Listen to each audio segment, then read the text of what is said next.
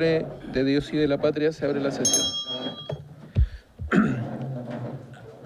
La señora secretaria nos dará lectura a la cuenta.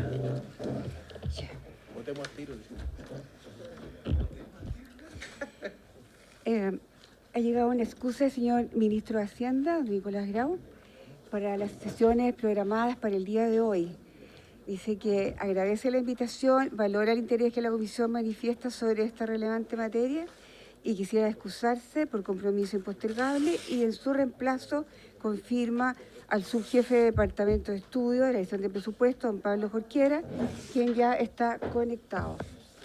Por otra parte, también ustedes lo escucharon ahora en la sala, discusión inmediata ha hecho presente el presidente de la República para el proyecto que aprueba el acuerdo entre la República de Chile y la Organización Europea para la Investigación Nuclear CERN en relación con el otorgamiento del carácter de Estado miembro asociado.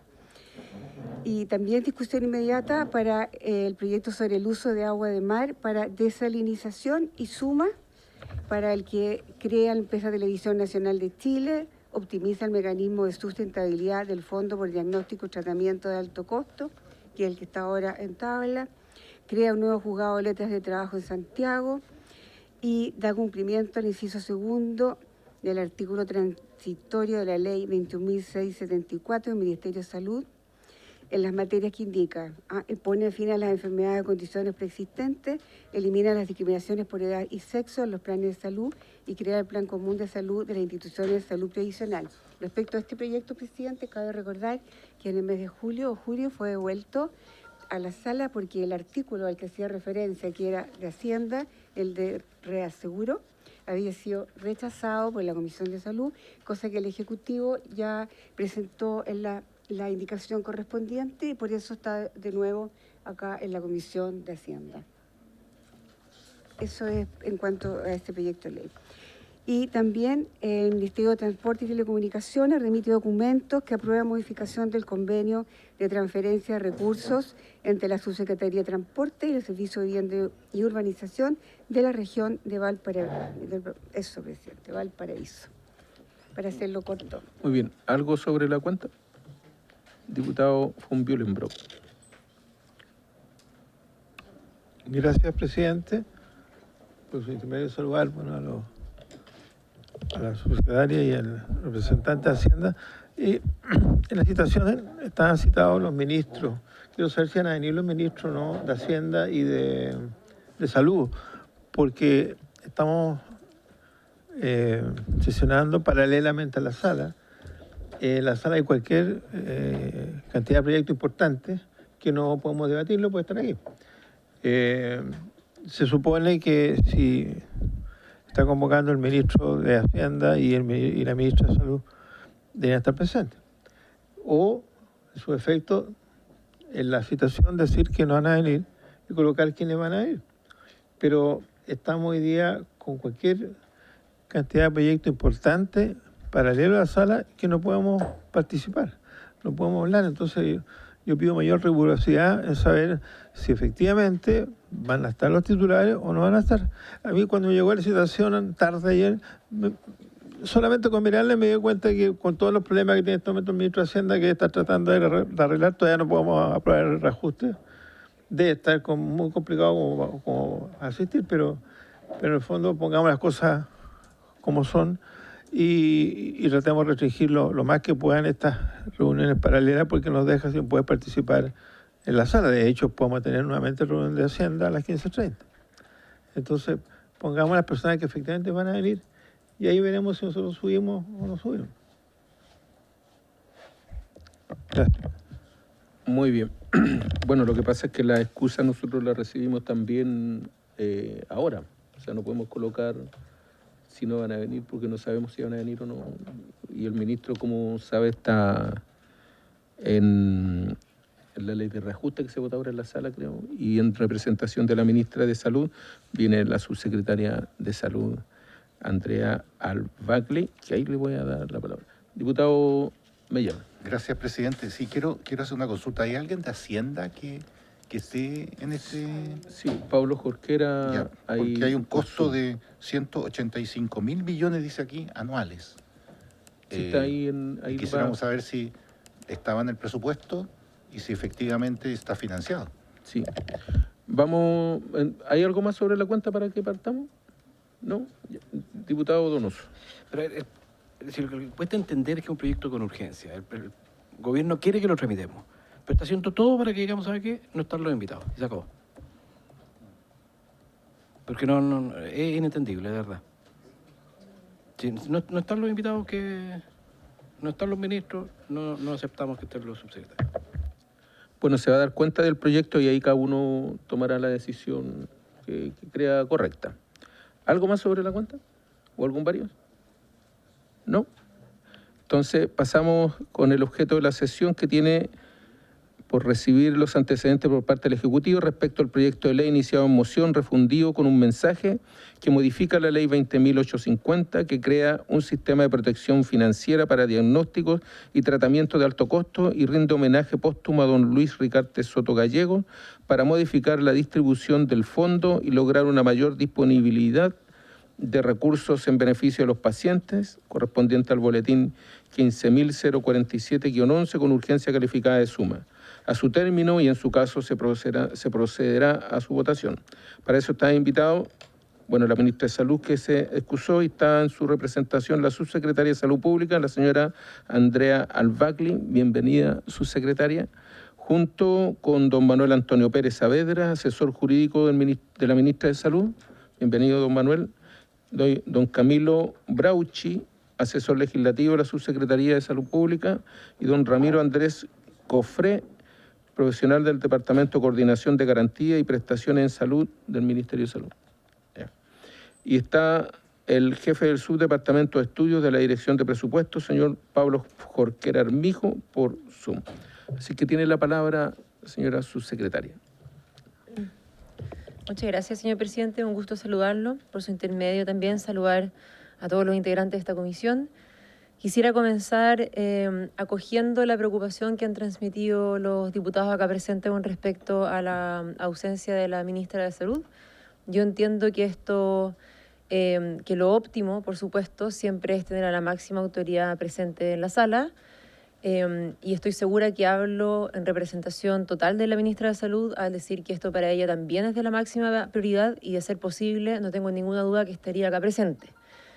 Pero quisiera recordarles que hoy estamos experimentando una situación extremadamente difícil y dolorosa de gran emergencia en el sur de Chile, en las regiones de Ñuble, Biobío y de Araucanía, y que la ministra Aguilera está de ministra de enlace en Biobío desde que iniciaron los incendios. Entonces, ella vivía hasta en terreno en el sur, trabajando con las personas afectadas para poder dar respuesta que las personas merecen desde el Estado en momentos tan difíciles como este. Entonces, entendiendo la inquietud general que uno pudiese acoger en términos generales de los diputados, yo hago este punto sobre la mesa y agradecería que sea considerado en su interpretación de los hechos, sin que por eso se interprete que esto es en ningún caso menos importante para el Ministerio de Salud, ni mucho menos para la ministra.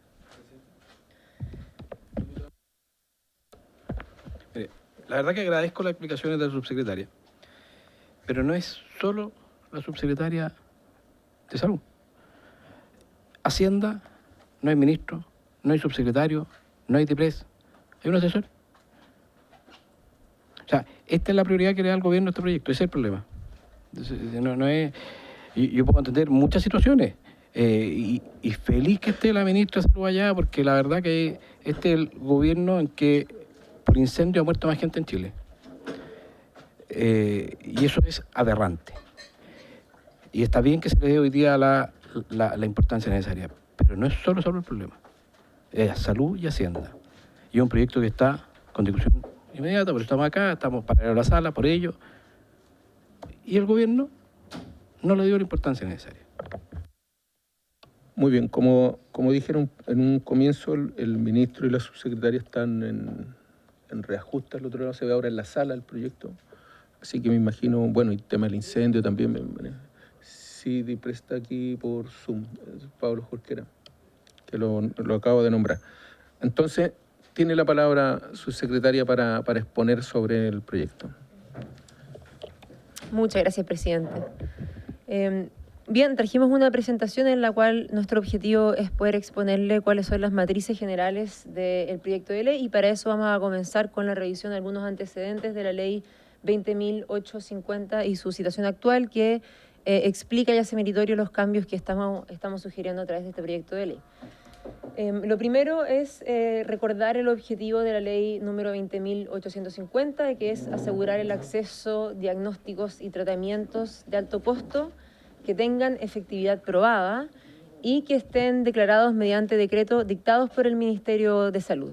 Es importante destacar que esta ley tiene acceso universal, es decir, que los beneficiarios son todas las personas que estén adscritas a cualquier tipo de previsión de salud, FONASA, ISAPRE, DIPRECA y CAPREDENA, y esto lo diferencia de cierto modo con, por ejemplo, la Ley de Garantías Explícitas de Salud, que cubre a personas que están en FONASA y en ISAPRE. Entonces, esto también es un elemento particular y muy valioso de esta ley.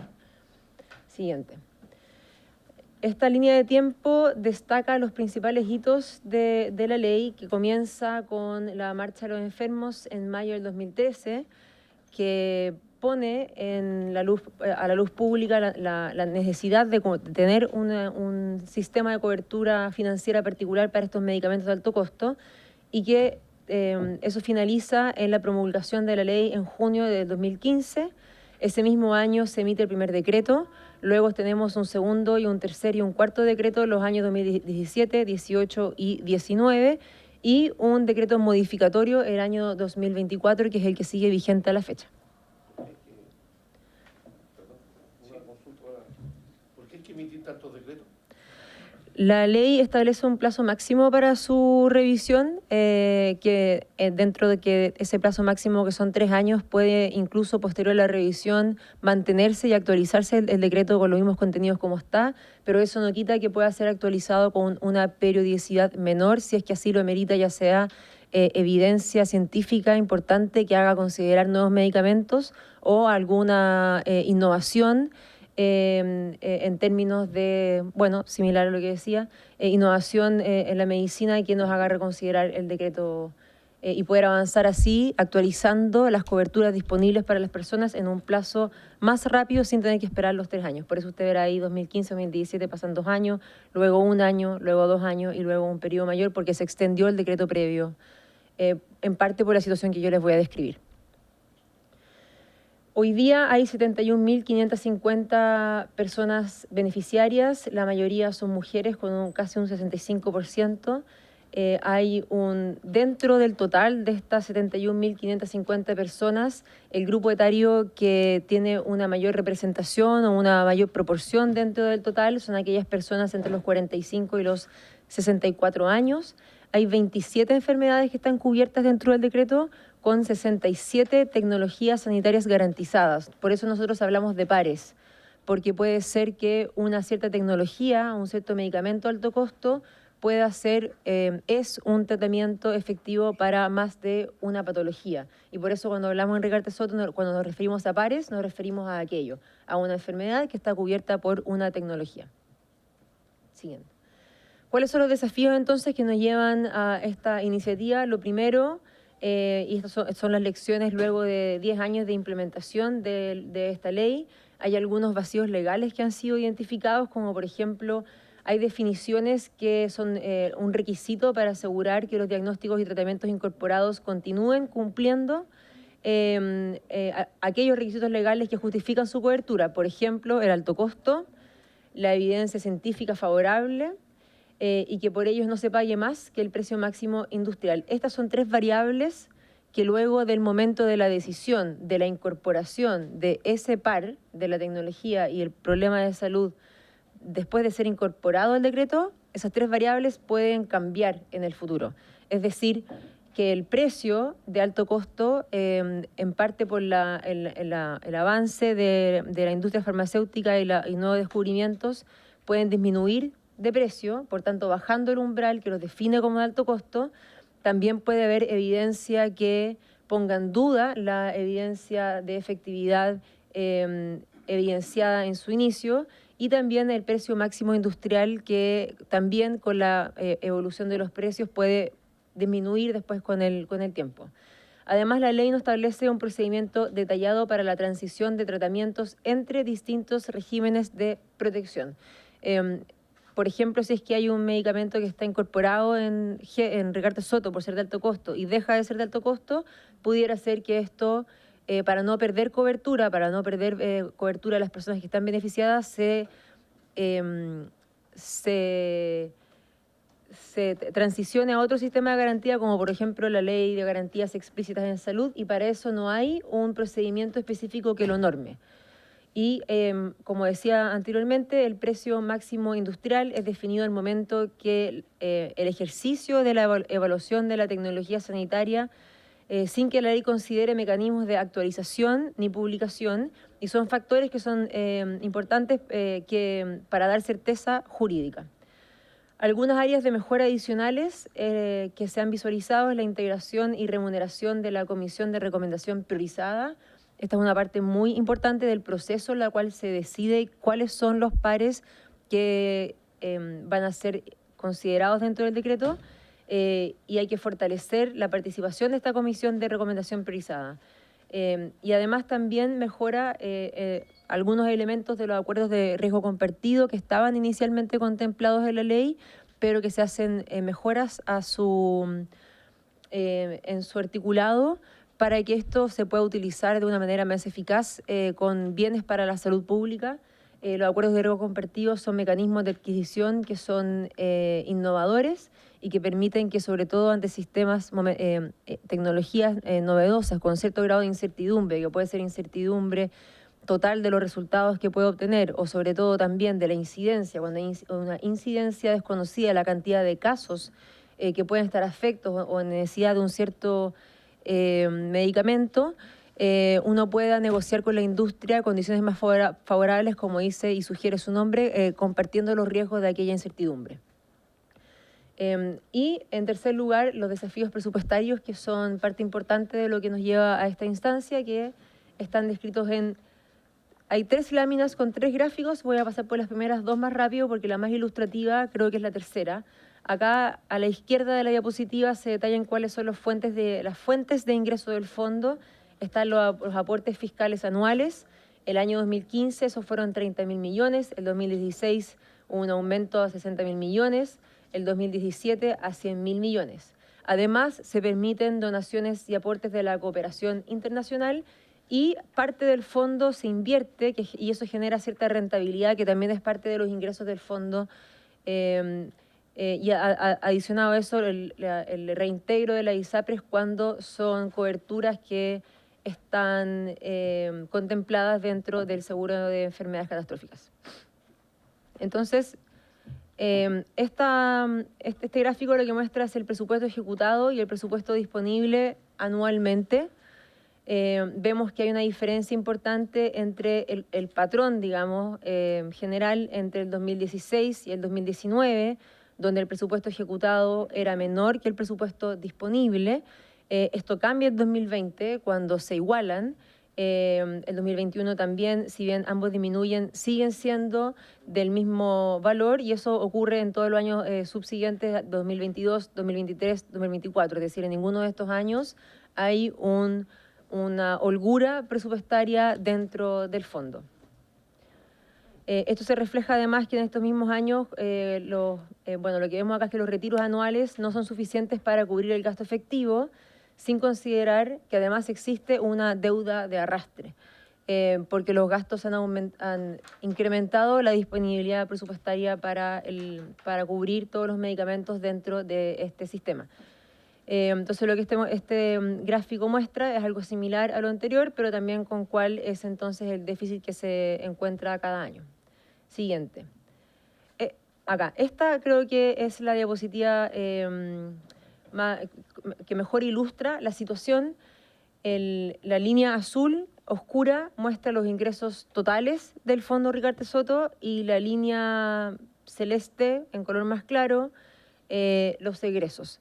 Podemos ver que el 2021 había una gran diferencia o una holgura, hablemos de holgura, muy importante si uno contrasta los ingresos totales con los egresos, y eso iba paulatinamente cambiando hasta el 2021, 2026 y el 2027 ya entonces se estima, se proyecta, la DIPRES hace una proyección a futuro, que si este patrón continúa, entonces el fondo perdería su sustentabilidad el año 2027, que es lo que está demarcado en ese recuadro color rojo, que es ya la proyección a futuro en base a los datos que estábamos mostrando previamente, que en este caso sobre todo comienzan desde el año que yo demostraba que había una mayor dificultad en el balance entre los ingresos del fondo.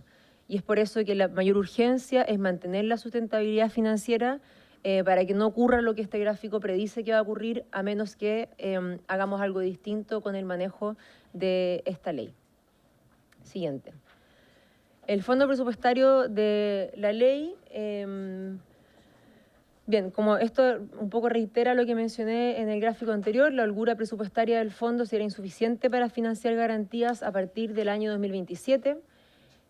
Además, señala este ordinario del 2021 de la DIPRES que las tecnologías a incorporar al sistema en los próximos decretos de no mediar modificación legal deben ser tecnologías que produzcan ya sea un ahorro en el fondo o que no impacten en mayor gasto. Es decir, no podemos incorporar nuevos pares que signifiquen un gasto mayor y por tanto estamos muy limitados en las decisiones que podemos tomar desde un punto de vista de racionalidad sanitaria, de beneficio de las personas, porque tenemos esta limitación presupuestaria que está explicitada en este punto. La falta de holgura presupuestaria se daría por el aumento de los gastos fijos en el tiempo y la baja rentabilidad del fondo. Y esta información plantea que la actual forma de financiamiento de la ley 20.850 es entonces insuficiente para el crecimiento de la demanda, porque cada vez tenemos más beneficiarios sujetos a este derecho y la cobertura de nuevas tecnologías.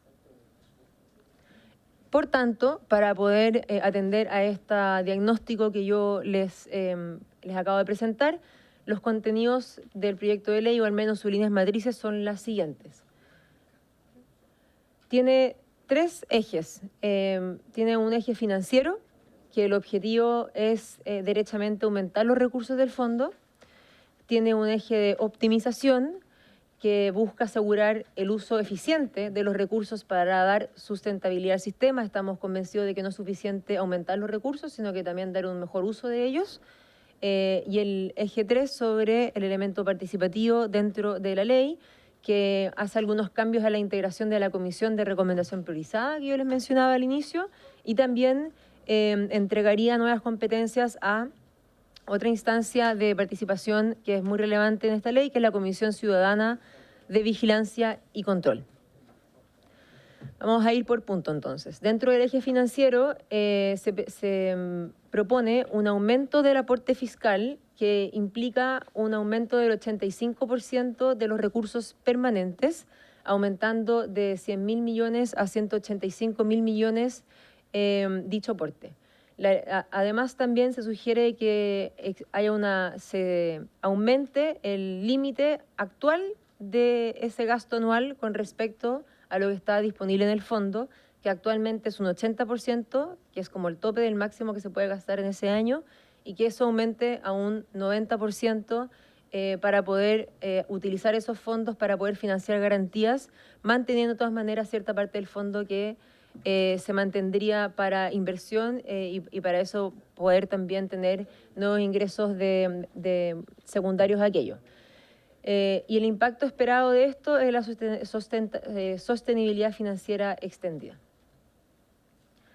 Para la optimización hay varios puntos que incorpora este proyecto de ley. En primer lugar, fortalece el rol de la Subsecretaría de Salud Pública en los siguientes puntos. Primero, el monitoreo continuo del umbral de alto costo, de modo que cuando un medicamento de alto costo deje de serlo, pueda ser excluido de este sistema de garantías, así como la supervisión constante de la efectividad basada en evidencia científica en caso de que alguna nueva evidencia muestre que la efectividad estimada de la evidencia previa en vista sobre todo de los resultados de los tratamientos haya cambiado y por tanto ponga en duda dicha efectividad. Para esto se harán informes anuales de la variación de los precios y también de la seguridad de los medicamentos dentro del decreto. En segundo lugar, regula la transición entre sistemas. La transición desde Ley Rigarte Soto a el sistema de garantías explícitas en salud. Esto es muy importante porque hoy día todos los medicamentos, toda la tecnología sanitaria que está dentro de Rigarte Soto no tiene copago. Se cubre el 100% pero de aquello que es administrado, es decir, del medicamento. Los otros gastos asociados, como las consultas médicas, el diagnóstico, el seguimiento, eso no está cubierto por Rigarte Soto. Entonces hay que resolver las dos cosas. ¿Qué ocurre cuando un medicamento que está en Rigarte Soto transiciona a la garantía explícita en salud? Hay que asegurarse que la cobertura del medicamento siga estando protegida en su 100%, porque actualmente hay un copago en aquello en ley GES, pero que también se entregue la protección financiera que GES sí entrega en los diferentes elementos adicionales a el medicamento en sí, sino que a las consultas médicas. Esto difiere de todas maneras en algunos problemas de salud. No todos tienen desde la sospecha hasta el diagnóstico, la confirmación y el tratamiento, pero sí tienen la gran mayoría, al menos el diagnóstico, cosa que hoy día en Rigarte Soto no está garantizado. Las exclusiones por pérdida de eficacia tiene que ser un procedimiento regulado y la continuidad, así como la continuidad de los tratamientos para los pacientes actuales, es decir,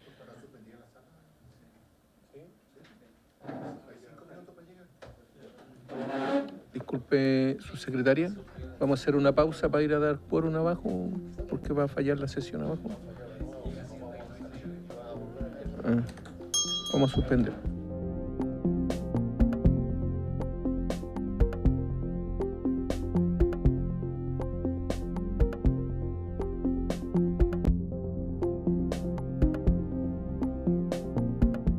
Vamos a reanudar entonces.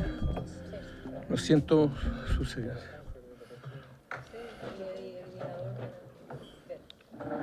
Lo siento, pero estamos ahí abajo también. Tiene la palabra. nada que disculpar, presidente. Nosotros entendemos perfectamente sus necesidades. Ya, súper. Estábamos entonces en este eje de optimización para la sustentabilidad del fondo. Como le había mencionado, esto implica un rol de la Subsecretaría de Salud Pública para hacer un monitoreo continuo de los costos de los medicamentos, de modo a identificar cuando un cierto medicamento disminuye del umbral que lo define como de alto costo, así como la supervisión de efectividad constante y también de seguridad. Y esto se traducirá en informes anuales de la variación de estas variables recién descritas. También la regulación de las transiciones entre sistemas, como yo les mencionaba, las coberturas financieras son un poco distintas en ambos sistemas y es por eso que se requieren reglas explícitas sobre cómo hacer la transición de un medicamento para que esté cubierto, que previamente está garantizado por Rigarte Soto, para que pueda hacerlo por la ley GES, y cómo resolver las dudas que hay con respecto a eso en términos de la población que está sujeta al beneficio, de los copagos asociados y a cuáles son las prestaciones específicas que sí tienen protección financiera en ambos regímenes de protección financiera. Y también la continuidad de los tratamientos para los pacientes actuales. Es decir, en caso que un medicamento se deje de financiar vía Rigarte Soto, eso sería para potenciales nuevos beneficiarios, pero no para aquellos beneficiarios que ya estarían recibiéndolo de un momento antecedente, o sea, previo. Y por último lugar, la transparencia del precio máximo industrial. Como dijimos, esto también es un precio que puede ir variando. Entonces la ley introduce la publicación obligatoria dentro de 30 días del precio máximo industrial de todos los medicamentos que están dentro de la ley Rigarte Soto, y la actualización periódica según los cambios del mercado, separando también la revisión del precio máximo industrial del proceso de la evaluación de tecnología sanitaria, que son dos procesos que van de la mano al inicio cuando uno decide incorporar un medicamento, pero que son análisis distintos y por tanto se pueden dar de manera diferenciada.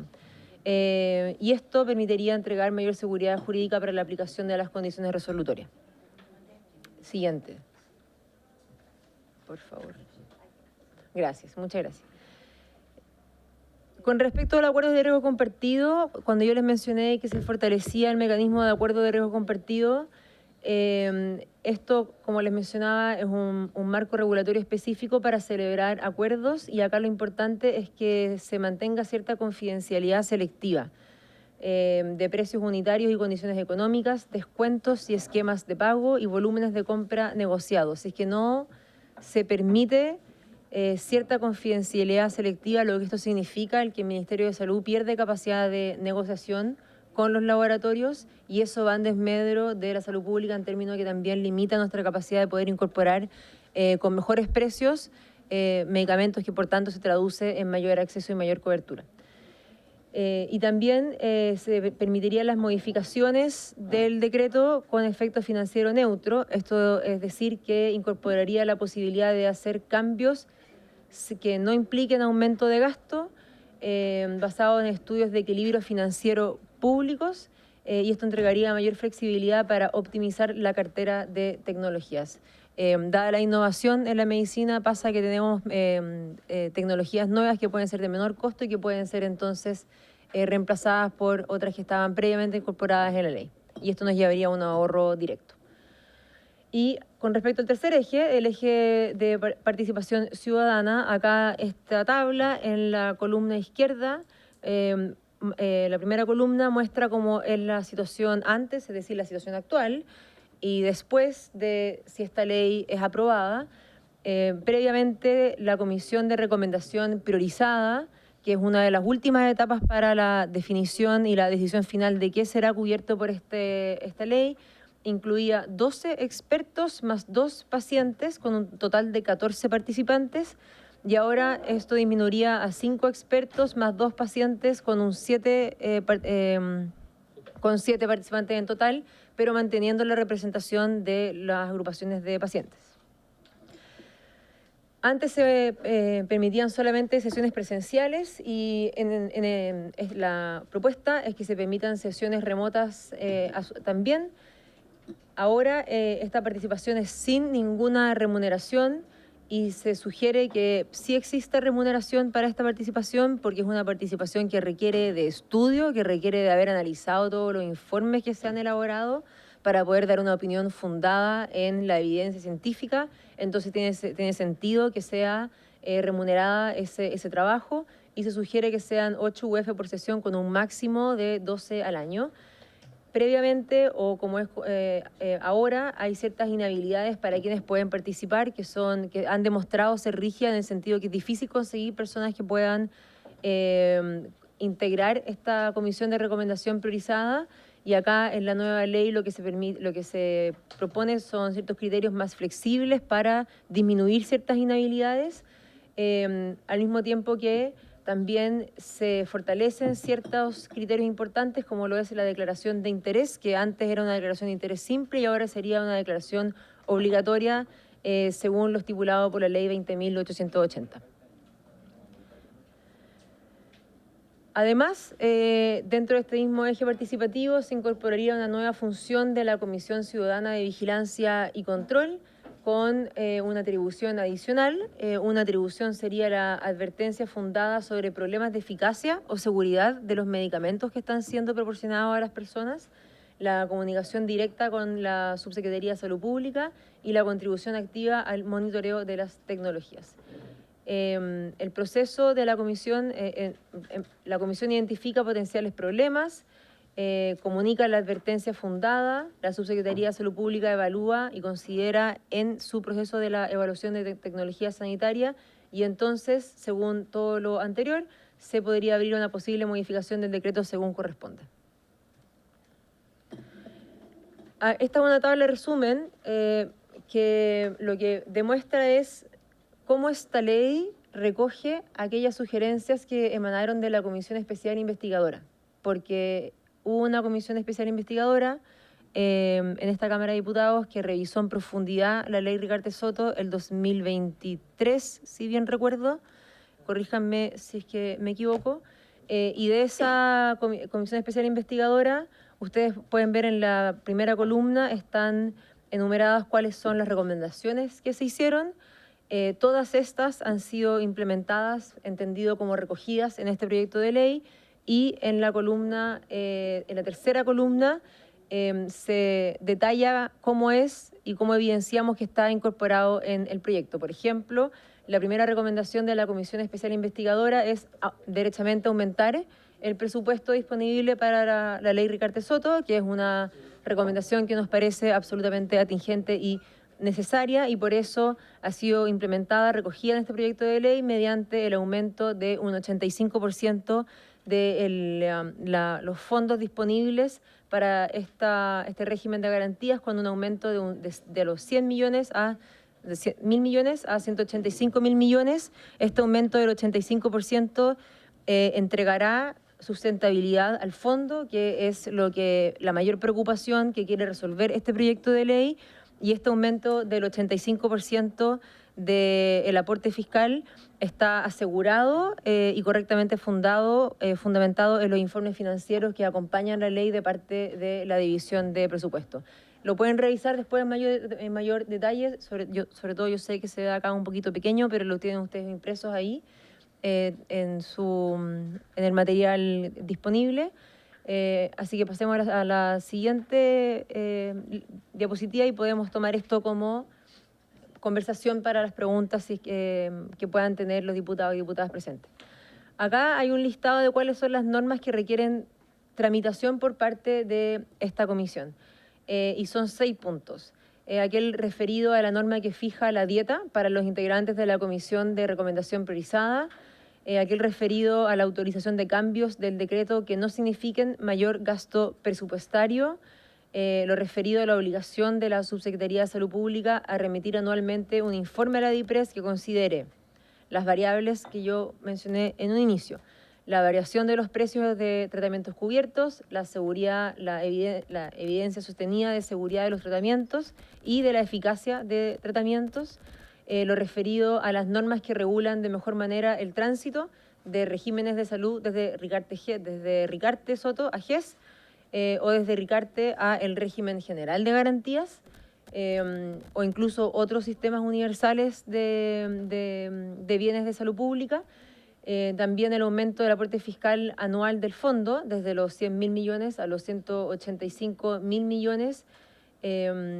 Y, por último, la disposición transitoria sobre la norma sobre fuente de imputación de mayor gasto. Eso es lo que consideramos sería directamente de materia de esta comisión. Y, en conclusión, quisiéramos destacar que este es un proyecto que da continuidad y fortalecimiento, manteniendo el espíritu original de la ley, que es la protección financiera para enfermedades de alto costo,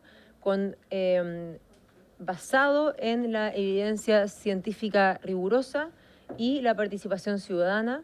Introduce mejoras que son necesarias, como recursos adecuados a la demanda actual, herramienta de gestión eficiente y marcos regulatorios actualizados. El objetivo es tener ley Ricardo Soto sustentable al 2030, que implica mayor cobertura sin comprometer la calidad, el uso eficiente de recursos públicos y un control ciudadano fortalecido. Hasta ahí llega la presentación que queríamos compartir con ustedes en esta instancia, que son las ideas matrices. Lo que viene después es para su revisión, que es el detalle del articulado del proyecto de ley que tienen disponible en el material que tienen con ustedes, pero también, por supuesto, en el informe que ha sido emitido por parte de la Comisión de Salud de esta misma Cámara. Muchas gracias, presidente. Gracias, subsecretaria. Me había pedido la palabra el diputado von Bühlenbrock. Y de ahí, diputado Cifuentes. Primero, presidente, quiero saber si tenemos que bajar a la sala o no, porque según el secretario general, una vez que está prendida salud, la sala tiene prioridad. Entonces quiero saber si hay un problema de quórum, se van a cerrar las puertas, vamos a quedar ausentes. ¿Qué es lo que está pasando? ¿Quién nos garantiza? Sí, y lo segundo lo dejo, después puedo entrar al detalle, pero me llama la atención que el informe financiero es de, por lo que veo aquí, fecha 30 de mayo del 2025. Yo no tengo otro. ¿Ah? Ya, WhatsApp, pero ahí que está. no es forma de... Bueno, ese no podemos votar así. Sí, ahí está la impresión del informe financiero actualizado y bueno, nos van a avisar ahí cuando esté con problemas la sala y tengamos que bajar. Diputado Cifuentes. Presidente, una cosa, perdón, cortita que me Sí. desvaya. Se demoran 10 minutos en cerrar las puertas cuando no hay quórum. Me dijeron en la sala que iban a avisar. Sí, pero nos van a avisar. Pero nos van a avisar. Sí. Sí, pero nos van a avisar cuando estemos con problemas. Bueno, Diputado Cifuentes. Están libres de que ustedes quieran bajar. Pues es lo que cada uno. Este proyecto tiene discusión inmediata, ¿no? Sí. Y eso hace que nosotros podamos exceptuarnos de nuestra presencia en la sala. ¿Ah? Presidente, disculpe, este proyecto tiene suma y Ah, aunque no, discusión tuviera inmediata. discusión inmediata sería lo mismo, porque la instrucción es prima la luz roja. No, la instrucción no, Entonces, secretaria, el reglamento que dice. Claro. pero es Nosotros un parece que no acuerdo obedecemos comité, instrucciones, es un más bien acuerdo nos guiamos por comité. un reglamento. Y nosotros lo hemos solicitado y ha sido, algunas veces sí, algunas veces no. Es que Depende de lo hay varias interpretaciones. Yo por creo que eso- sería bueno establecer... Sí, creo que me decía Miguel abajo que había sido un acuerdo de comité. Pero nos vamos a evitar esto, no voy a citar paralelo a la sala para la próxima. Vale. Bueno, yo quiero en primer lugar agradecer la presentación, me parece muy completa. Tengo varias preguntas que surgen de la exposición. En primer lugar, en la lámina 8, quisiera saber el monto del total de aportes, porque se estableció para el último año en 100.000 millones como aporte público, pero no están consideradas, al parecer, las donaciones, o sí están consideradas, pero no están explicitadas. Según el cuadrito que hay ahí, o el de la página siguiente, parece que es más explícito, estaríamos casi, con el aporte estatal, se estaría casi duplicando el aporte de los privados. Me gustaría que lo pudiesen explicar en detalle. Lo segundo, ¿cómo opera el fondo? Este es un fondo que se transfiere de una sola vez desde el Ministerio de Hacienda cuando se constituye una vez al año. ¿A quién lo administra? ¿Cuáles son los criterios que lo rigen? Si es un fondo que invierte sus recursos en el mercado de capitales, cómo opera, digamos, la figura, y cómo ha sido su desempeño, digamos, desde el punto de vista de la rentabilidad, y en qué porcentaje ese fondo ha permitido financiar, entre otros, con aportes financieros, digamos, del sistema financiero, por rentabilidad, digamos, el mismo. Si se consume todo durante el año, a pesar de que hay una regla del 80%, pero ¿cuál es el mecanismo por el que se administra contra demanda, digamos, quién demanda? ¿Hay algún consejo que administre el fondo desde el punto de vista estrictamente financiero? ¿Cómo se aplican los criterios técnicos para la integración de los recursos desde el mecanismo de financiamiento a... Supongo será el Ministerio de Salud el receptor de los recursos desde el fondo y quien paga finalmente el remedio, ¿no? O sea, quien hace la transferencia al fabricante, ¿no? Y cómo se administra toda esa cadena. Hay aquí en la página 12 se asegura en el párrafo tercero que uno de los problemas que ha tenido el fondo es la baja de rentabilidad. Por eso que es tan importante aclarar, digamos, cómo funciona y por qué tiene baja rentabilidad en años en que no ha sido malo para la banca, digamos, o para el sector financiero en general. Si existen incentivos para... nuevos incentivos en este proyecto, digamos, porque como hay ya aportes de privados que son significativos, no vi ningún aspecto relacionado con fortalecer incentivos para que aumente el aporte de esos privados. Si lo estudiaron, si existe alguna posibilidad, en fin, o por qué no lo consideran. Después, en el cambio, en los tres pilares de los cambios, el financiero, la optimización, en el financiero solo se consideran los aportes adicionales en un 80% del presupuesto público, pero no se consideran, como ya vimos, nuevos aportes privados, digamos. Y en el eje 3 de participación, tampoco existe una reforma, digamos, que mejore la administración del fondo. Entonces, o en el eje 2, en donde podría, optimización, donde se podría también considerar algún cambio estructural a la administración del fondo. ¿Por qué, por ejemplo, no se considera, si este es un fondo independiente, digamos, que se nutre una vez al año con aportes del Estado, por qué no se considera a expertos administradores que hoy día el mismo Estado ha creado, como, por ejemplo, los recientemente inaugurados administradores de los fondos de pensiones con aportes estatales, que se acaba de constituir, que tienen una renta enorme y que tienen que asegurar una rentabilidad muy significativa y que son expertos en eso, digamos. Entonces, ¿por qué no se incorporó algo de esa experticia en la administración de esos fondos? Si se considera o no el copago de las ISAPRES o del FONASA o el que sea, porque una cosa es que el remedio o el tratamiento, digamos, sea muy caro y que esté fuera de cualquier posibilidad de que el FONASA o el ISAPRE o el GES, digamos, lo pueda financiar. Pero supongo yo que se considera la parte que sí le corresponde a esa agencia que colabore, digamos. Es decir, si un medicamento cuesta 10 millones de pesos, pero con el GES o, digamos, el aporte del seguro, se podría llegar hasta 1 millón de pesos. Bueno, ahí el fondo supongo que financiará 9 y no financiará los 10, digamos. Entonces, no sé si se entiende, pero si se considera el aporte del fondo, digamos, al costo del tratamiento y de los remedios. Después en el eje, parece que se aclara al final, pero en el funcionamiento de la comisión, no sé si han revisado, tengo dudas yo con el bajo monto del incentivo de las 8 UF por sesión.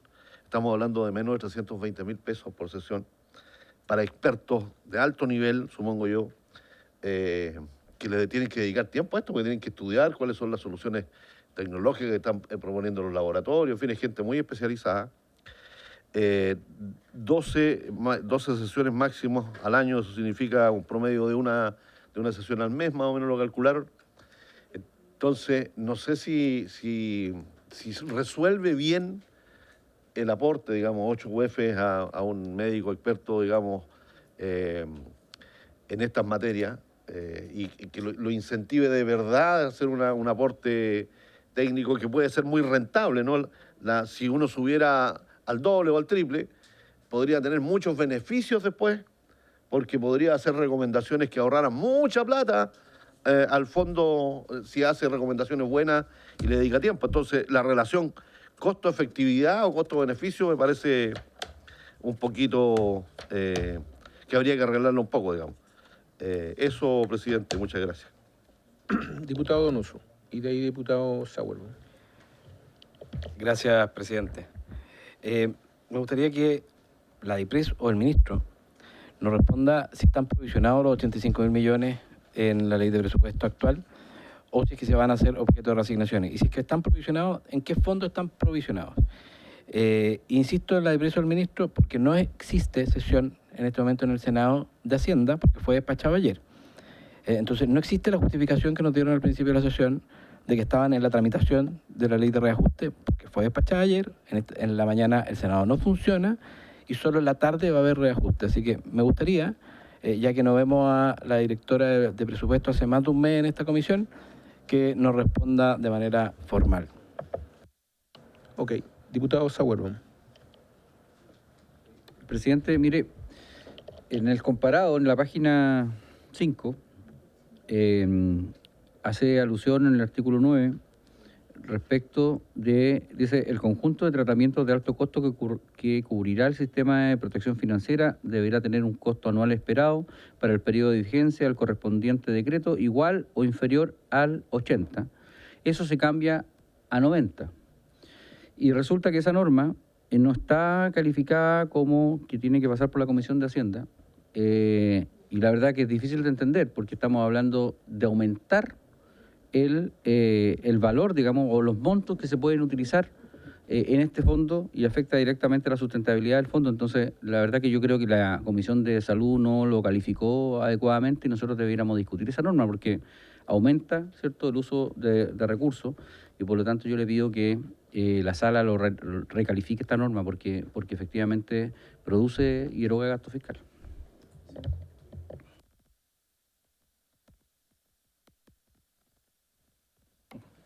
Gracias, presidente. A ver, presidente, yo quería hacer un comentario respecto al tema de la dieta de estos consejeros. Yo entiendo que en general nosotros en muchas leyes hemos incorporado la participación ciudadana, la participación de expertos en muchas leyes. Y aquí yo no estoy de acuerdo con que tengan que tener dieta, ¿ya?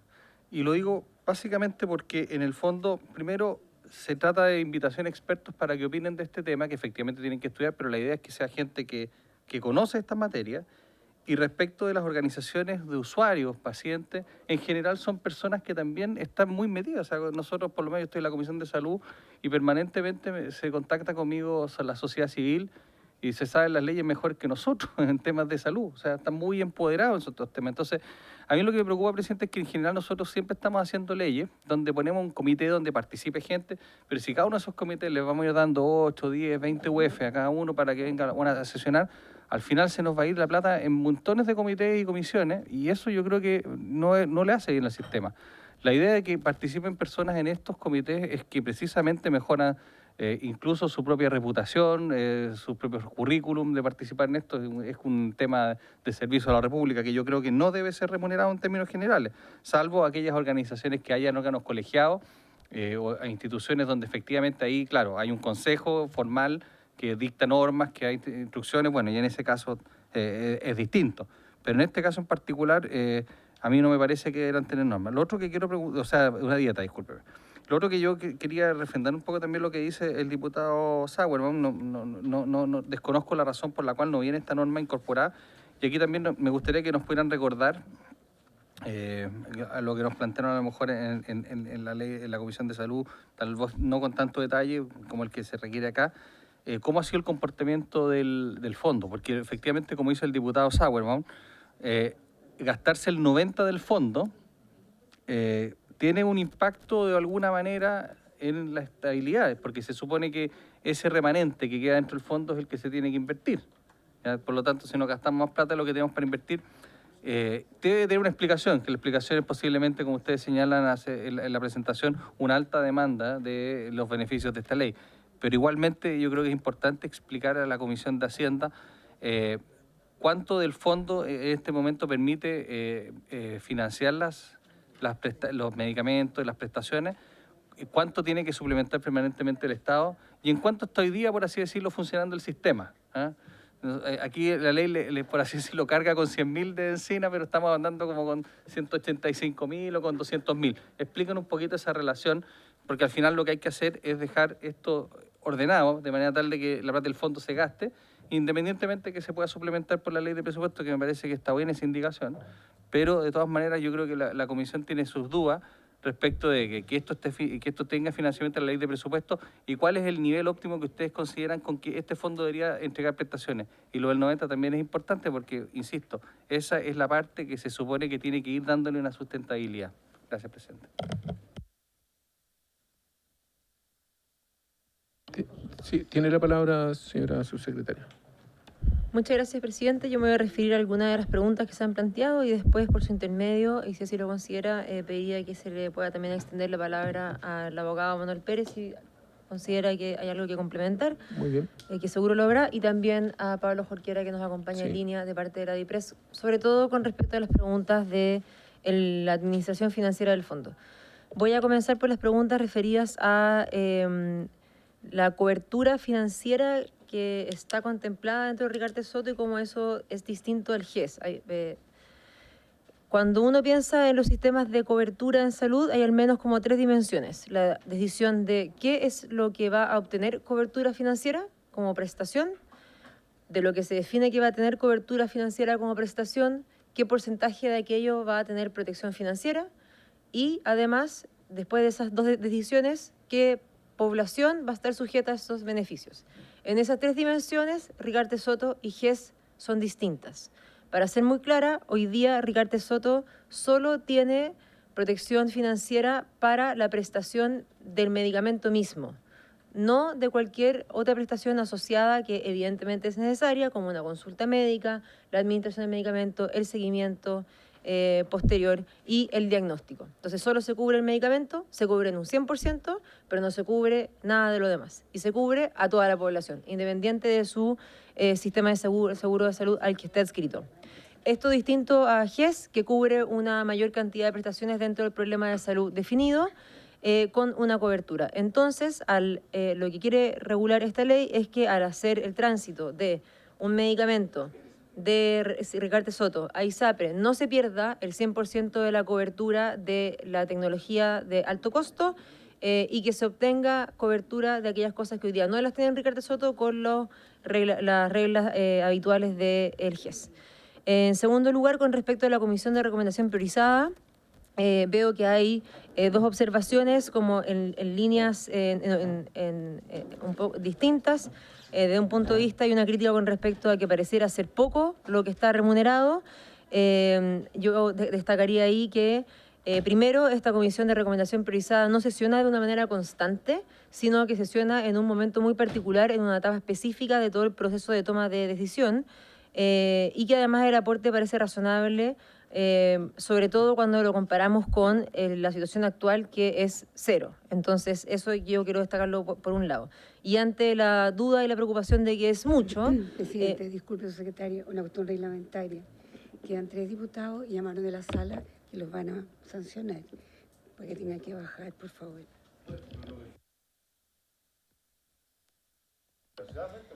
Sí. Sí, vamos a dar quórum y volvemos. Lo que pasa es que... ¿no? Sí, lo que pasa es que fue el acuerdo que tomamos ayer de citar a esta hora.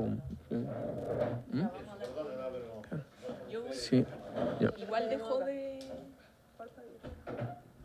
Eso significa que... Sí. Esperemos los demás. Vamos a suspender 5 minutos, ¿ya?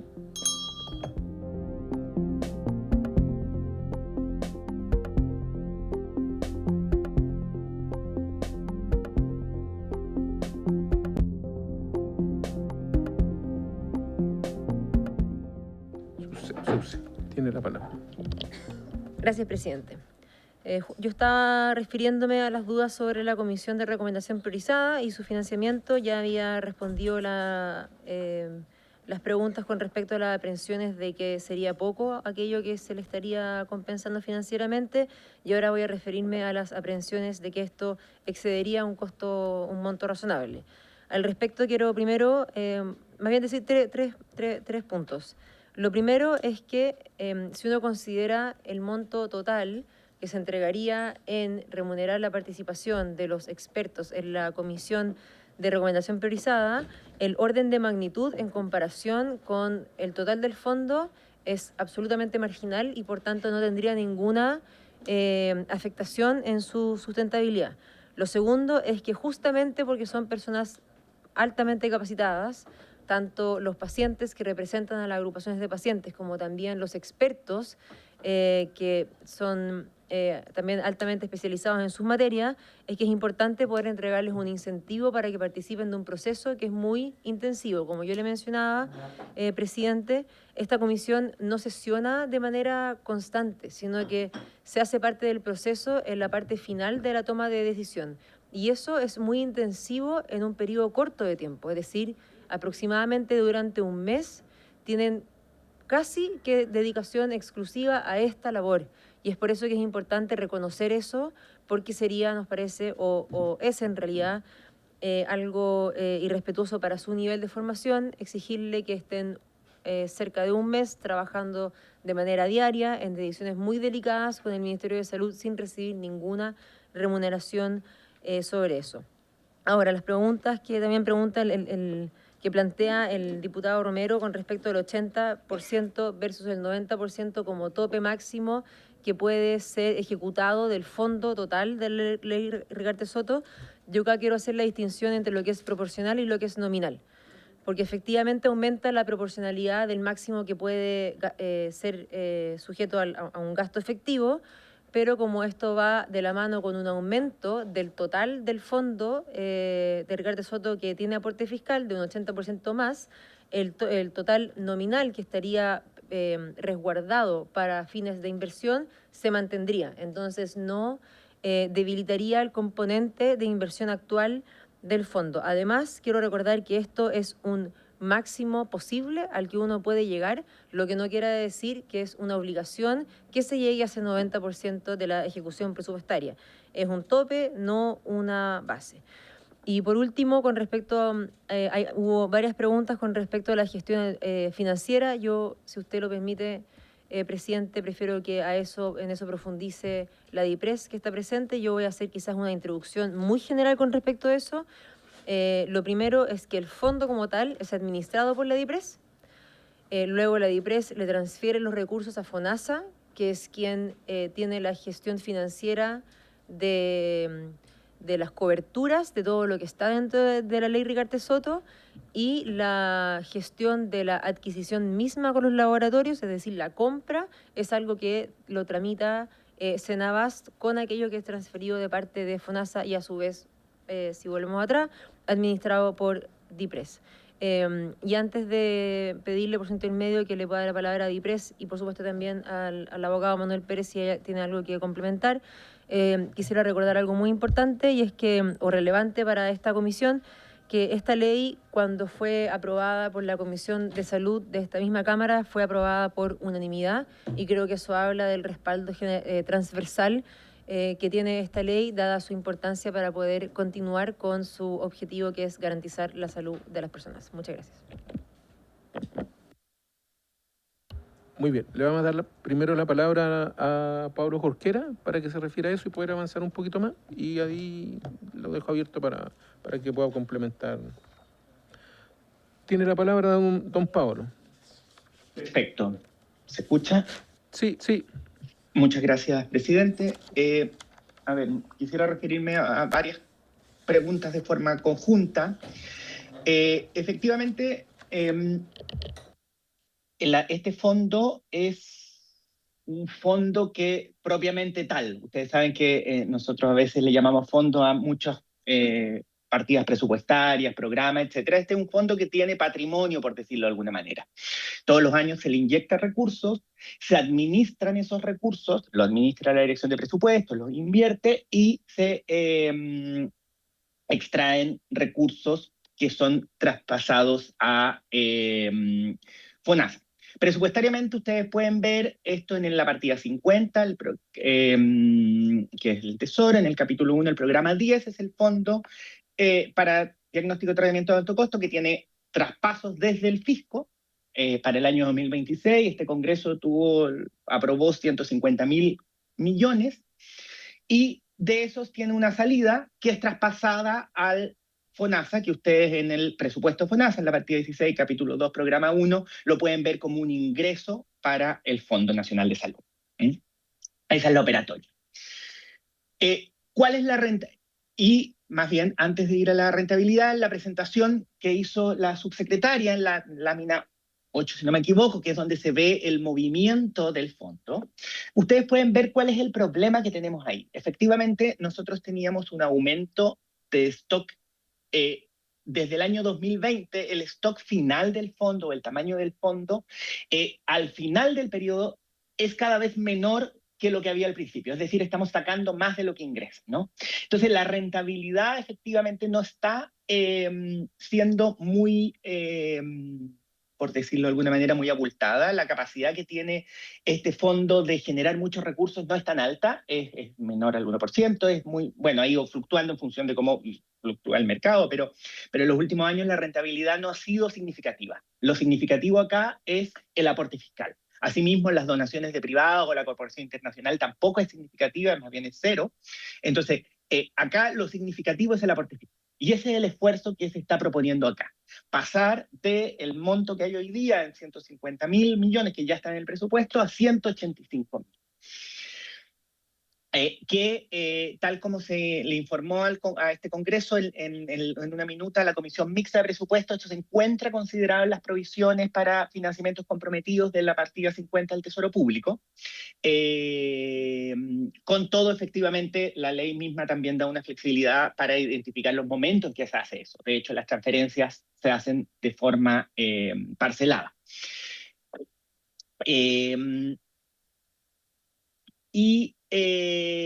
Señalar que efectivamente lo que nos permiten esos 185 es, con una combinatoria de medidas, ser capaces de generar más recursos, más transferencia de recursos al FONASA para que financie las prestaciones que requiere. Esto no es solamente, y quería insistir también en ese punto, que obviamente la subsecretaria lo explicó muy bien, es que efectivamente esto no es solamente más recursos. Es más recursos y mejor gestión de esos recursos que nos permiten asegurar la sostenibilidad en el tiempo, hacer gestión de los medicamentos que están incluidos, de los que no están incluidos, de generar los mecanismos de salida de los medicamentos, de las personas beneficiarias, etc. Entonces, esa gestión es la que nos permite dar, en conjunto con los mayores recursos, nos permite dar la sostenibilidad en el tiempo al Fondo Ricardo Soto. Muchas gracias. Muy bien. No sé si va a comentar algo más. ¿No? Diputado von Bielenbach.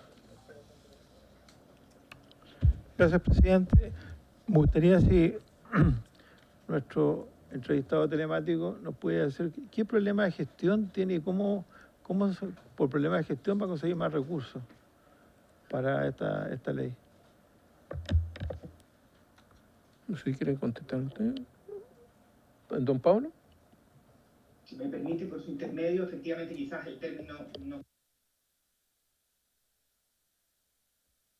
Es, por ejemplo, identificar si un medicamento ya no es de alto costo.